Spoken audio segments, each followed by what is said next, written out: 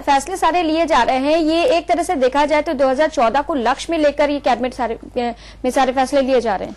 हाँ, बिल्कुल ठीक कह रही है, क्योंकि निवेश आयोग वो रिपोर्ट है जो कचहरी ब्लास्ट के आरोपियों को लेकर के जो हंगामा हुआ था, उस समय मायावती की सरकार थी, तो न्यायमूर्ति निवेश जी की अध्यक्षता में आयोग गठित हुआ। उसने अपनी रिपोर्ट अगस्त 2012 में दे दी थी, लेकिन अब उसको विधानसभा के पटल पर रखने का फैसला अब हुआ है, इस कैबिनेट की मीटिंग में हुआ है। तो ये थोड़ा सा विलंब इसलिए भी हुआ है कि इस समय लोकसभा चुनाव का एक माहौल देश में चल रहा है और समाजवादी पार्टी भी दावा कर रही है कि उत्तर प्रदेश में ज्यादा से ज्यादा सीटें वो गेन करेगी। बसपा भी इस पे अपना पक्ष रख रही है कि साहब हमारी सरकार ने आयोग गठित किया और इस मामले में जांच बैठाई थी, और सपा सरकार उसका खुलासा अभी तक नहीं कर रही, सदन पटल पर नहीं रख रही है। तो इस तरह इसका पॉलिटिकल व्यू तो है ही राजनीतिक नजरिए से, और लोकसभा चुनाव जो 2014 में संभावना है जिसके होने की, तो उस लिहाज से भी इसको एक पॉलिटिकल माइलेज लेने की सपा की और बसपा की कोशिश है। जी, अगर हम बात करें मनोज पांडे की जो खबर आई है, बीएसपी के पास एक बहुत बड़ा चेहरा सतीशन मिश्रा का है, जिससे कि वो ब्राह्मण कार्ड खेल रही है। एसपी मनोज पांडे को आगे करके इस कार्ड को खेलने की कोशिश कर रही थी। अब लेकिन लोकायुक्त की जांच के दायरे में मनोज पांडे भी आ रहे, तो एक झटका माना जाएगा एसपी के लिए? बिल्कुल इसको झटका माना जाएगा, क्योंकि जो एक ब्राह्मण फेस समाजवादी पार्टी का प्रोजेक्ट किया जा रहा था लोकसभा चुनाव के दृष्टिगत, वो मनोज पांडे का ही चेहरा था। और सबसे बड़ी बात है कि लोकायुक्त ने पिछली सरकार में लगभग 21 मंत्रियों को दागी पाया था और एक के बाद एक सबके इस्तीफे हुए थे। कार्रवाई चल रही आज भी, और लोकायुक्त ने समाजवादी पार्टी की सरकार में भी जो अनियमितताएं हो रही है, जनता की शिकायतें आ रही, उनको संज्ञान में लेकर के कार्रवाई कर रहे हैं। इससे एक तो फायदा सपा का भी ये होगा कि अगर इन विधायकों और मंत्रियों के खिलाफ कोई कार्रवाई होती है, मान लीजिए मनोज पांडे का विभाग छिनता है या विधायकों के खिलाफ कोई नोटिस पार्टी जारी करती है, तो निश्चित तौर पे उसका एक लाभ समाजवादी पार्टी लेने का प्रयास करेगी।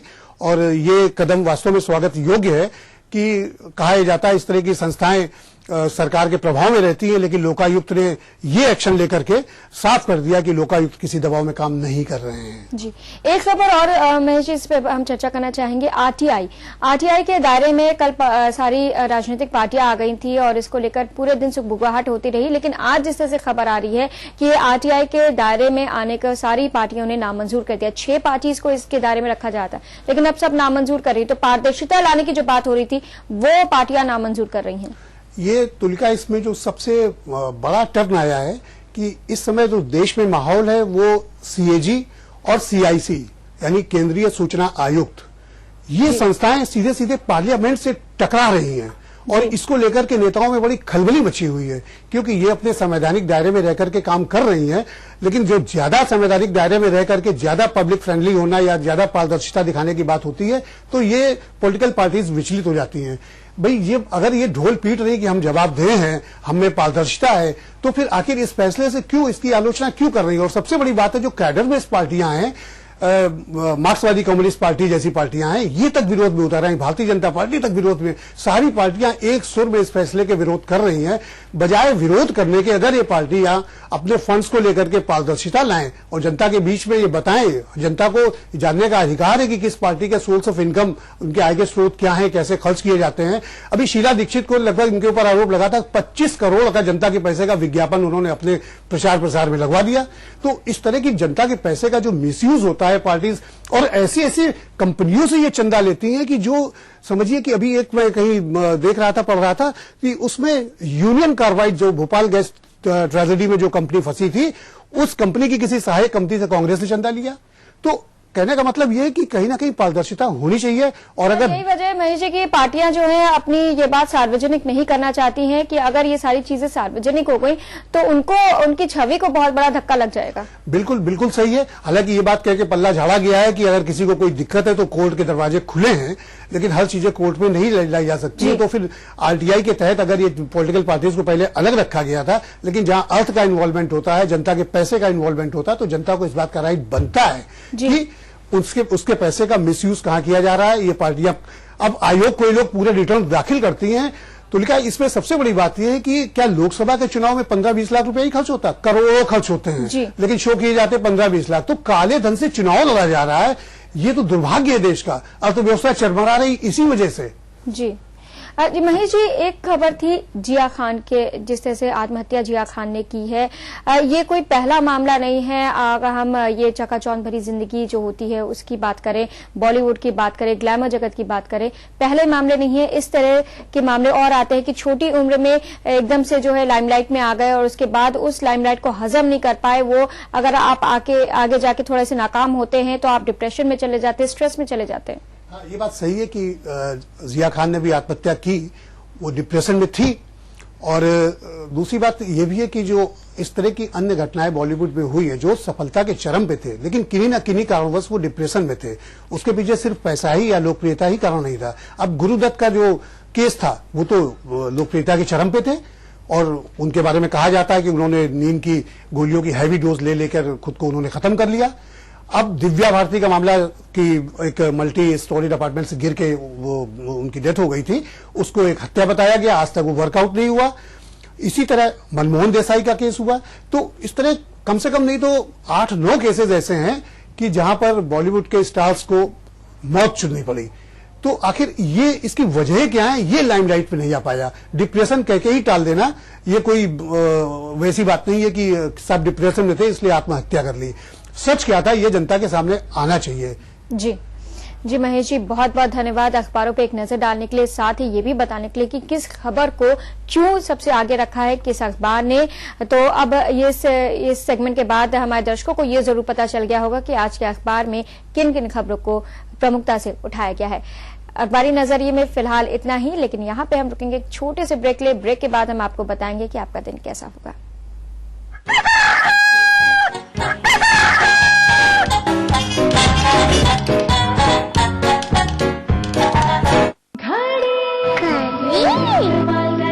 करोड़ों परिवारों ने इस्तेमाल किया और विश्वास भी, पर हमारा संकल्प हमें औरों से ही नहीं खुद से भी रहना है आगे। हमने बनाया बेहतर को और भी ज्यादा बेहतर। पेश है महाशक्तिशाली घड़ी डिटर्जेंट पाउडर। नया पैक।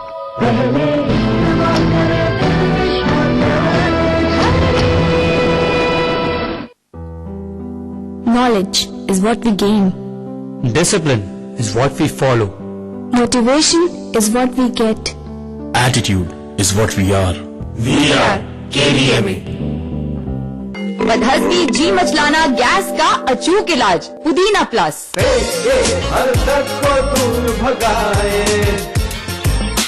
मिनटों में आराम दिलाए। पुदीना प्लस सॉफ्ट कैप्सूल।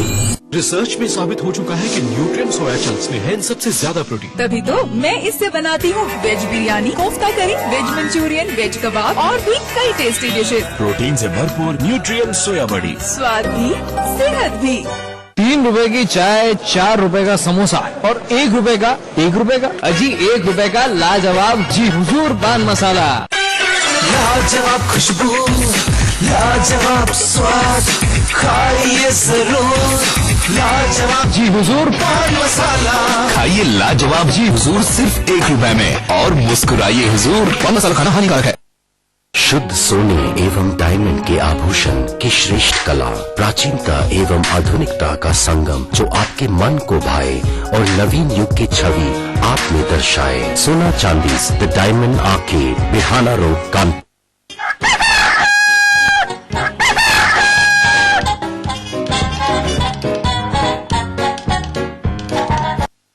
के बाद के मॉर्निंग में आपका स्वागत है और अब वक्त हो चला है ये जानने के लिए कि आज का आपका दिन कैसा है। सीधे चलते हैं आचार्य सतीश अवस्थी जी के पास।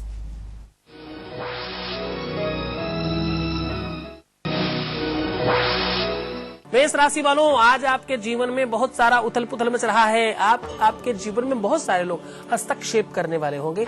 आज जितना ज्यादा हो सके मुस्कुराइएगा और किसी भी प्रकार का अपने ऊपर प्रेशर मत लीजिएगा, आपके लिए बड़ा शुभ रहेगा। सौंफ और मिश्री खाकर घर से निकले तो बड़ा शुभ रहेगा। बात करेंगे वृष राशि की। वृष राशि वालों, आज आपके जीवन में बहुत सारी खुशियां और प्रसन्नता और आनंद मिल रहा है। आपके प्रत्येक कार्य में आपकी अपनी क्रिया प्रणाली एक तो परिवर्तित हो रही है और हाँ, आपने बहुत चेंज किया है। आज आपके अपने जीवन साथी का सहयोग आपको बहुत अनुकूलता की ओर मिलता हुआ नजर आएगा।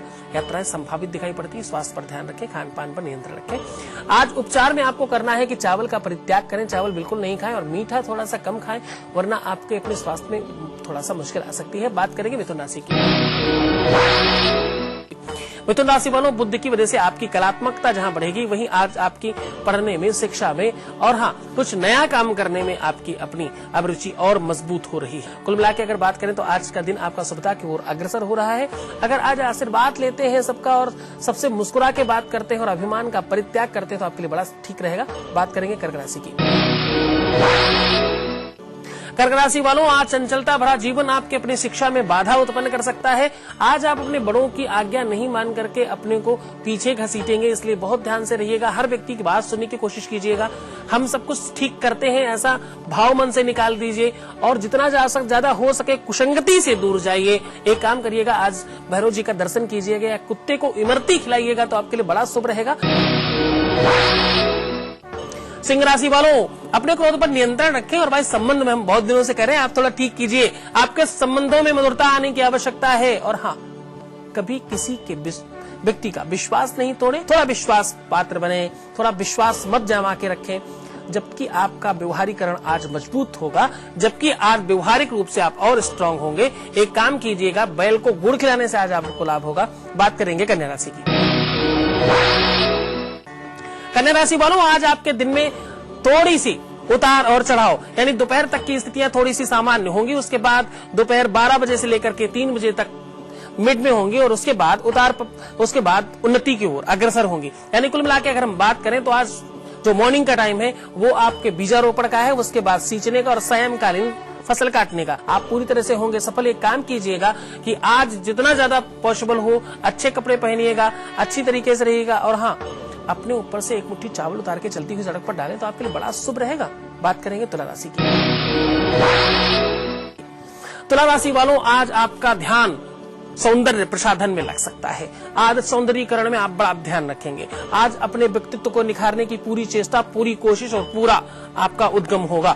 आज एक बात पर और ध्यान रखने वाले हैं कि आपका अपना परिधान कितना सुंदर और कितना स्वच्छ, कितना दिव्य हो सकता है। आज आपका दिव्य आभा मंडल लोगों को करेगा प्रभावित और प्रभावित होने के बाद लोग आपका काम करेंगे। आज मीटिंग होगी पूरी तरह से आपकी साक्षरता वाली। उपाय में काम कीजिए कि यदि आप आज कौवे को दही और गुड़ खिलाते हैं, दही या पेड़ा खिलाते हैं, इनमें से कुछ भी जो भी आपके पास सुलभ हो जाए वो कीजिए, आपको डेफिनेटली लाभ होगा। बात करेंगे वृश्चिक राशि की। वृश्चिक राशि वालों, आज आपको अपने भाई से संबंध अच्छे रखने पड़ेंगे। आज जहां तक हो सके उतने अपने भाई, मित्र और जो भी आपके सह उम्र के लोग हैं उनके साथ में रिलेशन अच्छे रखने की कोशिश कीजिए। आज आपकी जो लव लाइफ है उसमें भी थोड़ा सा उतार चढ़ाव हो सकता है। लव लाइफ में आई हुई प्रॉब्लम्स को आज आप सॉल्व कर पाएंगे शाम को। और बड़ों के सामने थोड़ा सा अच्छा बन के रहने की कोशिश कीजिएगा और अच्छा रहने की कोशिश ही नहीं, अच्छा बनिए भी तो आपके लिए बेहतर होगा। एक उपाय कीजिए कि आप यदि अपने पुराने कपड़े गरीबों में बांटते हैं तो आपके लिए बहुत ज्यादा शुभ रहेगा। तो ये थी 4 राशियां। हम बात कर रहे थे वास्तु की। धनु राशि वालों, आज आपका दिन मिले जुले से सामान्य की ओर जाता हुआ नजर आता है। आज आपको बहुत ध्यान से काम करने की आवश्यकता है। आज शत्रु आप पर हावी हो सकते हैं। आज आपके किए हुए कार्यों का रिजल्ट प्रॉपर नहीं दिखाई पड़ता। स्वास्थ्य आपका आज थोड़ा सा अनबन रहेगा। यदि आप भगवान शंकर के ऊपर शमी पत्र चढ़ाते हैं तो आपके लिए बड़ा शुभ रहेगा। बात करेंगे मकर राशि की। मकर राशि वालों, आज आपके अपने जीवन में प्रसन्नता, आनंद आएगा। स्वास्थ्य पहले से अपेक्षा ठीक होता हुआ नजर आता है। आपका योग में, ध्यान करने में और व्यायाम करने में मन लग सकता है। आपका सौंदर्य प्रसाधन की ओर मन अग्रसर हो सकता है। उपाय में आपको करने की आवश्यकता है कि सीधा का दान निकालें, मंदिर में कुछ अन्न दान करें, आपके लिए शुभ रहेगा। बात करेंगे कुंभ राशि की। कुंभ राशि वालों, आप असत्य का संभाषण त्याग दीजिए। बहुत बड़ी बड़ी बातें करना, सबको सर पे चढ़ाना और एक जैसी दृष्टि रखने से आपका नुकसान होता है। और हाँ, अपना भला सोचने की अपेक्षा जग के हित में थोड़ा सा सोचें। आज जहां आपका व्यवसायीकरण मजबूत होगा, जहां सामाजिक गठबंधन और अच्छे होंगे, वहीं आपके राजनीतिक करियर में भी थोड़ा सा और निखार आ सकता है। आपको बहुत छोटा सा एक काम करना है कि चिड़ियों को पानी पीने के लिए या चिड़ियों को बाजरा खिलाएं तो आपके लिए बहुत शुभ रहेगा। बात करेंगे मीन राशि की। मीन राशि वालों, कंफ्यूजन से बाहर आइए। आपके अपने मन में कंफ्यूजन और आपके अपने मन में भ्रम की स्थिति आपको कंफ्यूज कर सकती है और आपको असफल भी कर सकती है। आप थोड़ा दिशावत चलिए, आप थोड़ा कतारबद्ध तरीके से चलिए। दूसरों की जय से पहले खुद को जय कहें। छोटा सा उपाय करना चाहिए, यदि पॉसिबल हो तो 27 दिए बनाएं और उनमें कपूर